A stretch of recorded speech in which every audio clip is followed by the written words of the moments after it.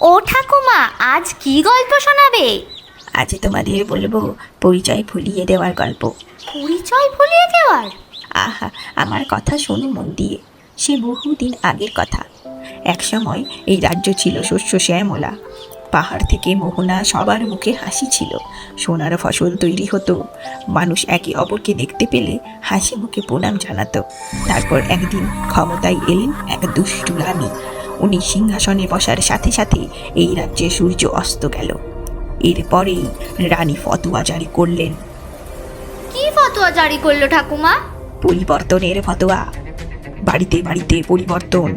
পরিবর্তন এলো বাঙালির খাদ্যাভাসে, পরিবর্তন এলো বাংলার শব্দ ভাণ্ডারে, পরিবর্তন এলো বাঙালির সাজ পোশাকে, পরিবর্তিত হলো ভূমির মালিকানাও। তারপর কি হলো ঠাকুমা? এত অত্যাচার সহ্য করতে না পেরে মানুষ রুখে দাঁড়ালো স্বৈরাচারের বিরুদ্ধে। প্রত্যেকে ঠিক করলো কেউ নিজের পরিচয় বিসর্জন দেবে না। তারা প্রত্যেকে ফিরে এলো। রানীকে সিংহাসন সমেত রাস্তায় এনে বসালো।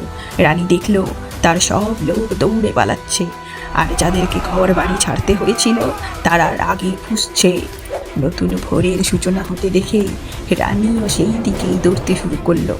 যদি কেউ জোর করে কারোর শিকড় ভুলিয়ে দেওয়ার চেষ্টা করে তাহলে তার বিসর্জন নিশ্চিত। পাল্টানো দরকার, চাই বিজেপি সরকার।